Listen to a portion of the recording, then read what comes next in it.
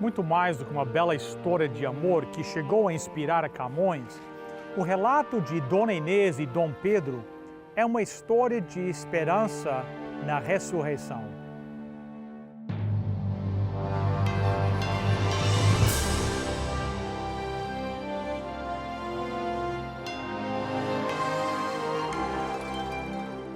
Venceu a prova do tempo. O livro de Deus, a Bíblia, ainda relevante neste mundo complexo. Está escrito Canadá, partilhando mensagens de esperança ao redor do mundo.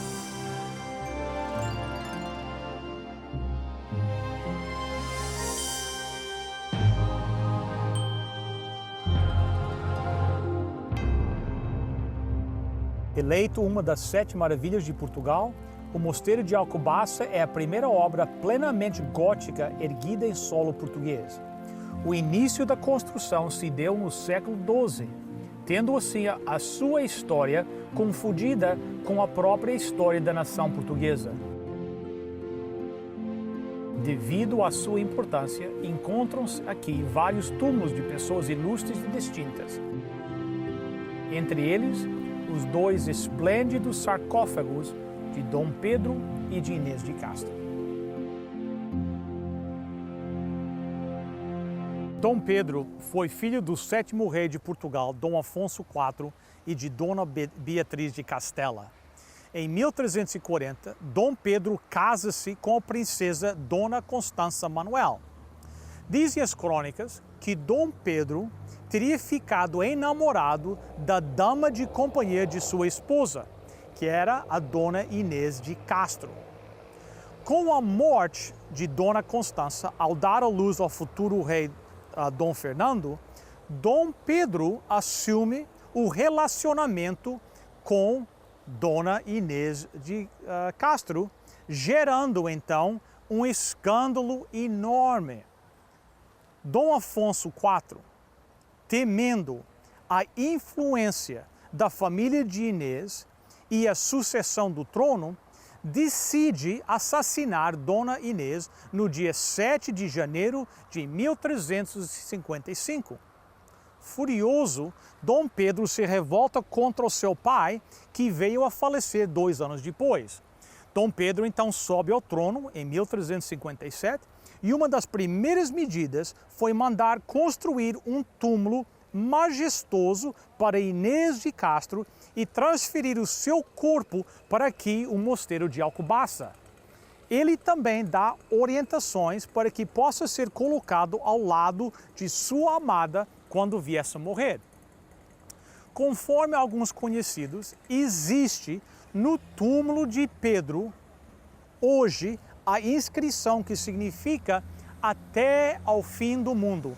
Hoje, ao visitar o mosteiro, você vê que os sarcófagos se encontram frente a frente, acreditando-se que assim estão para que Dom Pedro e Dona Inês possam olhar-se nos olhos quando despertarem no dia do juízo final. Que esperança seria esta a se verem novamente? Estude comigo o que a Bíblia vem a nos dizer sobre este assunto tão importante. Estudem, peguem a sua Bíblia. São João 11:11, assim falou, e depois disse-lhes, Lázaro, o nosso amigo, o quê? Dorme. Deixa eu dar um pouquinho de background aqui. Algumas pessoas chegaram até Jesus e disseram a Jesus que o seu amigo Lázaro estava muito doente. Antes que Jesus pudesse ir ter com ele, Lázaro morreu.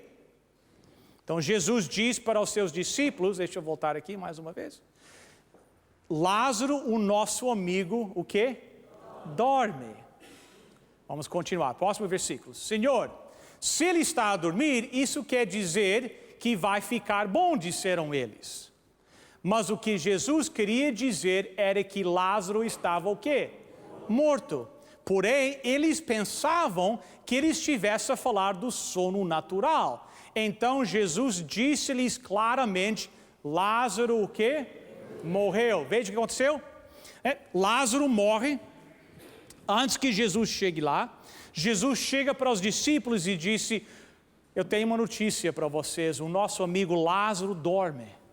E os discípulos não entenderam o que Jesus falou. Os discípulos dizem: "Oh, Senhor, que bom que ele está dormindo. Uma boa noite de descanso, né? Um prato de canja, ele vai estar logo vai estar melhor. Que bom que ele está descansando." Mas a Bíblia diz: não, mas não era isso que Jesus estava querendo dizer. Eles não entenderam. Jesus estava falando da morte de Lázaro. Eles pensavam que Jesus estava falando do quê? De um sono natural. Então Jesus teve que dizer claramente para eles: Lázaro morreu. Veja na sua Bíblia. Veja o que a Bíblia diz. Você não vai diretamente para o céu, não vai para o inferno. A Bíblia diz que os mortos dormem. Eles dormem até que Jesus retorna para os acordar. E era exatamente isso que os irmãos de Lázaro acreditavam. Vejam versos 23 e 24, mesmo capítulo, São João capítulo 11. O teu irmão vai ressuscitar, disse Jesus. Jesus não disse: não se preocupe, teu irmão está no céu.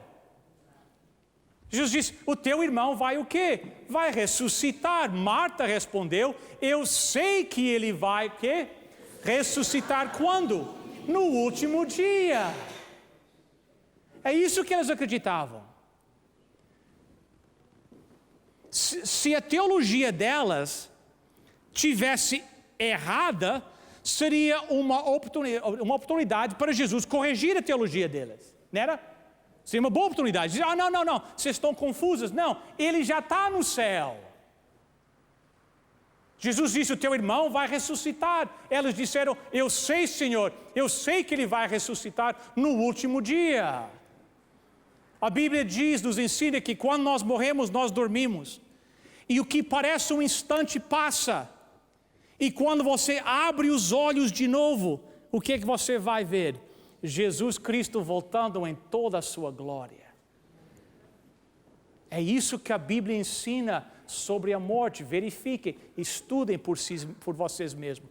1 Tessalonicenses 4, versos 15 até 18, diz o seguinte: ora, ainda vos declaramos por palavra do Senhor isto: nós, os vivos, o que ficarmos até a vinda do Senhor, de modo algum precederemos os que o quê? Dormem. Porquanto o Senhor mesmo, dado a sua palavra de ordem, ouvida a voz do arcanjo e ressoada a trombeta de Deus, descerá dos céus, e os mortos em Cristo o quê? Ressuscitarão primeiro. Depois nós, os vivos, o que ficarmos, seremos arrebatados, que? Juntamente com eles. Quem eles? Com os mortos ressuscitados, entre nuvens, para o encontro do Senhor nos ares, e assim estaremos para quanto tempo? Para sempre com o Senhor. Consolai-vos, pois, uns aos outros com estas palavras. A igreja lá em, como é que se diz? Tessalônica, em Tessalônia? A igreja lá em Tessalônia estava esperando a volta de Jesus. Enquanto eles esperavam para Jesus voltar, alguns dos seus membros, dos seus irmãos, foram morrendo. E eles começaram a pensar: que pena, irmão fulano de tal, irmã fulano de tal, não vai estar aí quando Jesus voltar, eles já dormem. O que vai acontecer com eles? E Paulo escreve para eles: não se preocupem. Não se preocupem com aqueles que já dormiram, porque Jesus vai voltar um dia. E quando ele voltar, ele volta com a voz do arcanjo. Ele volta com um grito. Ele vai voltar com o som da trombeta. E a sua voz, todos aqueles que morreram em Jesus Cristo vão ressuscitar mais uma vez. Irmãos, para o cristão a morte não é para sempre. É apenas um até logo. Até amanhã da ressurreição. Essa ideia que nossa alma vai para o céu, isso apenas entrou na igreja cristã muitos anos depois. De certa forma é uma ideia um tanto recente na igreja cristã. Em Atos capítulo 4, Pedro e João estão pregando, veja o que diz. Pedro e João ainda estavam a falar ao povo quando chegaram alguns sacerdotes, o chefe da guarda do templo e alguns saduceus. Em outras palavras, os líderes religiosos. Pedro e João estão pregando, os líderes religiosos chegam lá. E eles ficaram muito o quê? Aborrecidos. Pedro e João estão pregando e lá chegam os oficiais da igreja, os líderes da igreja, né? Os sacerdotes, os saduceus, o chefe da guarda do templo. E eles estão escutando Pedro e João pregando. E ao eles escutarem, eles ficam aborrecidos. Eles não gostam da mensagem. Eles não gostam da pregação que estão ouvindo. O que é que Pedro e João estavam pregando? Vamos ver. A Bíblia diz, porque os dois apóstolos estavam a ensinar que Jesus havia quê? Ressuscitado. Eles estavam dizendo ao povo, Jesus ressuscitou. O túmulo de Jesus está vazio. Ele continua, ele vive hoje. E está intercedendo por você e por mim. E que isso provava que o quê? Que os mortos iriam o quê? Ressuscitar. Você sabe por que os saduceus, os sacerdotes, odiavam a pregação de Pedro e de João? Porque eles pregavam a ressurreição. Você pode examinar, veja lá no livro de Atos, procure um lugar onde Pedro diz que quando a pessoa morre, ela vai para o céu. Pedro não pregava isso. Por quê? Porque isso não é os ensinos de Jesus. Jesus não ensinava isso. A Bíblia não ensina isso. A esperança do cristão é a manhã da ressurreição. A esperança do cristão é ser acordado daquele sono temporário, aquele sono da morte. E quando abrir os olhos, ver a Jesus Cristo. Essa é a esperança de todos os cristãos. E tem sido durante mais de 2000 anos. 1 Coríntios 15, 51. Eis que vos digo um mistério, nem todos que dormiremos, mas seremos todos o quê? Transformados. Você vai ser transformado. Eu vou ser transformado. Eu fui ao médico antes de vir aqui para Lisboa para ver se eu estava em condições de vir, né? Para não acontecer nada aqui. Aí o médico disse, deixa eu falar um negócio para ti, estava escrevendo, sabe como é os médicos, né? Não sei se tem alguns médicos aqui, mas você sabe como é. Ficam escrevendo, e nem sei que eles estão escrevendo, mas ficam escrevendo, né? Ele disse assim, deixa eu falar uma coisa para ti, o teu peso está bom. Eu falei, meu peso está bom? Ele falou, se você tivesse 2,50 metros de altura. Mas sabe o que a Bíblia diz? Quando Jesus voltar, eu vou ser transformado. Você vai ser transformado. Quanto tempo vai demorar para a transformação? Que veja que a Bíblia diz, no abrir, quanto tempo é isso? No abrir e fechar de olhos? Instantâneo. No abrir e fechar de olhos, quando tocar a última trombeta, ela tocará. E os que? Os mortos serão ressuscitados como seres imortais e todos nós seremos transformados. Pois este corpo mortal precisa se vestir daquilo que é o quê? Imortal. Este corpo que vai morrer precisa se vestir com aquilo que não pode morrer. Assim, quando este corpo mortal se vestir daquilo que é imortal, quando este corpo que morre se vestir daquilo que não pode morrer, então acontecerá o que as Escrituras Sagradas dizem: a morte está destruída. Leia comigo, a vitória é total. Onde está, ó morte, a tua vitória? Onde está, ó morte, o teu poder para ferir? Amigos, a Bíblia sempre fala da morte como um inimigo dos filhos de Deus. A Bíblia diz que o último inimigo a ser derrotado é a morte. Que quando Jesus voltar, os mortos vão ser ressuscitados e nós seremos transformados. este corpo meu, esse corpo seu, que é um corpo mortal. O que significa mortal? Está correndo para a morte todos os dias. No Brasil eles diziam: para morrer basta viver. Não é? Basta estar vivo, né? Todos os dias que nós vivemos, e dou graças a Deus por todos os dias que eu vivo, mas todo dia que eu vivo é um dia mais próximo da minha morte. O meu corpo é um corpo mortal. Mas Jesus disse, a Bíblia nos diz, que quando Jesus voltar com o som da trombeta, nós seremos transformados, e este mortal vai ser revestido do quê? De imortal. Você sabe o que isso significa? Isso significa não haverá mais bengalas, nem cadeira de rodas, nem aparelho para ouvir, nada, nem dor de cabeça. Os médicos vão todos estar desempregados. E os pregadores também, né? Graças a Deus. E Jesus vai nos levar, vai nos transformar da maneira que nós teríamos sido se o pecado não tivesse entrado. A perfeição. É difícil ficar velho, não é?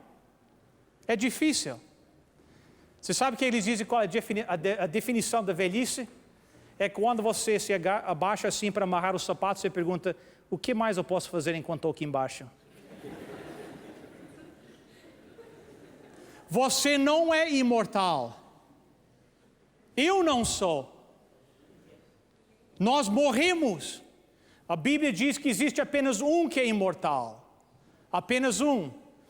A seu tempo mostrará a bem-aventurada e único poderoso Senhor, Rei dos reis e Senhor dos senhores, aquele que tem é só Ele. E só Ele tem o quê? A imortalidade. Quantos são imortais hoje? Só um. Só nosso Deus. Nós vamos morrer. A alma morre. A Bíblia diz isso. Vamos ver, Ezequiel 18:4. Eis que todas as almas são minhas, como a alma do Pai, a alma do Filho também é minha. A que? Alma que pecar, essa que morrerá. A Bíblia diz que você é uma alma e um dia você vai morrer. Mas a mensagem da morte na Bíblia é uma mensagem de esperança, que a Bíblia diz que você vai esperar lá na sepultura até que o dia que Jesus volte. E quando Jesus voltar, Ele vai te ressuscitar. Esta ideia da alma, dessa confusão com a morte, entrou na igreja nos períodos escuros da igreja, quando a igreja tinha se afastado da Bíblia. Realmente eram os ensinamentos de Plato. Como é que se diz em Plato em português? Platão? Ele ensinava algo chamado dualismo grego. Ele dizia tudo que tinha matéria, tudo que você podia apalpar era mal. Mas tudo que você apalpa, por exemplo, este púlpito, né? Este palco, o banco, você apalpa, tem matéria, isso é mal. Mas aí fora tem uma réplica disso que é perfeito. Então, esses são os ensinamentos de Platão, pode estudar. Então, essas ideias começaram a entrar na igreja, aí veio a ideia, eles pensaram, bem, o nosso corpo tem matéria, você pode apalpar, então isso é mal. Mas aí fora tem uma réplica, daí veio essa ideia dos fantasmas da alma. Mas isso não se encontra na Bíblia. Isso não é um ensinamento bíblico. Lucas 23, agora, deixa eu parar, estou terminando, vou passar 2 ou 3 minutos aqui. Existem alguns versículos que as pessoas usam para tentar reforçar uma teologia que diz que quando você morre, você vai para o céu imediatamente. Um desses versículos é esse aqui. Encontra-se em Lucas 23. Vocês devem conhecer. Então disse Jesus, falando do ladrão na cruz: Jesus, lembra-te de mim quando vieres como rei. Jesus respondeu: afirmo que isto é verdade, hoje estarás comigo no paraíso. Aparentemente Jesus está dizendo ao ladrão que naquele mesmo dia ele estará com Jesus no paraíso. Mas se esse é o significado deste versículo, então vai contra todos os outros versículos que falam que a morte é um sono. Então tem que ter algo errado aqui, algo diferente, tem que ter uma explicação. E quando você analisa isso, você vê que tem 3 problemas. Se Jesus prometeu ao ladrão que naquele dia ele ia estar no céu com Jesus, então tem um problema. Porque o ladrão disse, lembra-te de mim quando entras no teu reino. Quando é que Jesus vai estabelecer o seu reino? É na segunda vinda. Veja Mateus capítulo 25, verso 31. Jesus terminou dizendo, quando o Filho do Homem vier como rei, com todos os anjos, sentar-se-á no seu quê? Trono real. Então, se quando Jesus vai estabelecer o seu reino, é quando ele volta pela segunda vez. Então, como é que ele podia dizer ao ladrão, hoje você está comigo no paraíso, se Jesus não estabeleceu o seu reino naquele dia? Segundo problema, como é que Jesus podia dizer ao ladrão que hoje eles iam estar juntos no paraíso, se 3 dias depois da crucifixão, Jesus ainda não tinha ido ao céu? Lá em São João, capítulo 20, verso 17, nós lemos o seguinte, Jesus disse, não me detenhas, porque ainda não subi para o quê? O meu Pai. Vai e encontra-te com os meus irmãos e diz-lhes que subo, para aquele que é o meu Pai, o Pai deles, o meu Deus e o Deus deles. Então, Jesus morreu numa sexta-feira, no domingo ele disse, eu ainda não fui ao céu. Então, como é que ele prometeu ao ladrão que ia estar com ele no paraíso na sexta-feira? Se no domingo Jesus não tinha ido ao céu ainda. Terceiro problema. É impossível que o ladrão fosse para o céu naquela sexta-feira, naquele dia, porque a Bíblia diz que o ladrão não morreu naquele dia. Em São João capítulo 19, versos 30 a 34, nós sabemos que os guardas, chegou a hora do pôr do sol, os judeus não queriam que as cruzes se mantessem erguidas durante a hora do pôr do sol. Então era o costume de abaixar as cruzes. Só que quando eles abaixavam as cruzes, muitas vezes os criminosos que estavam na cruz fugiam. Então eles desenvolveram um costume que eles abaixavam as cruzes, e eles vinham, os guardas vinham e quebravam as pernas dos criminosos. Porque isso fazia 2 coisas, fazia como se tornasse impossível que eles fugissem e apressava a morte também. E a Bíblia diz que eles quebraram as pernas dos ladrões, mas quando chegaram a Jesus, ele estava morto ainda, já. Mas o ladrão não estava morto. Então o que é que Jesus disse para ele? Você sabe que quando a Bíblia foi escrita, o Novo Testamento em grego não havia pontuação. E quando eles colocaram a pontuação, eles colocaram de acordo com as doutrinas que tinham entrado na igreja. Então é apenas mudar a pontuação, você vê que muda o significado. Então disse, Jesus, lembra-te de mim quando vieres como rei. Jesus respondeu, afirmo que isto é verdade.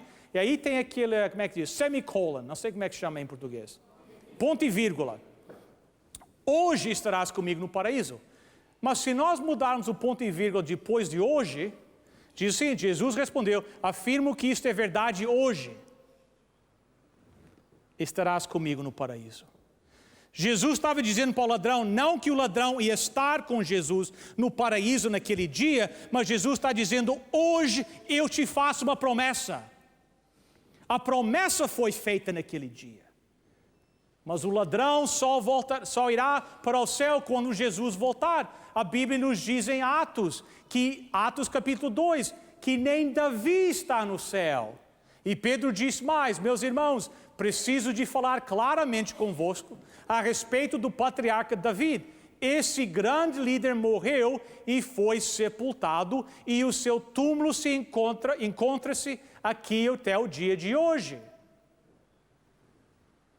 Continua. Porque Davi, o quê? Não subiu ao céu. De acordo com Pedro, onde é que está Davi? Ele está na sepultura, o quê? Dormindo, aguardando o quê?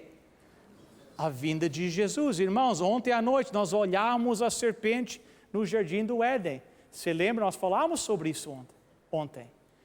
E no jardim do Éden, a serpente disse: não morrereis. O diabo quer nos confundir a respeito da morte. Ele quer nos confundir a respeito do caráter de nosso Deus. Você sabe que existem cristãos hoje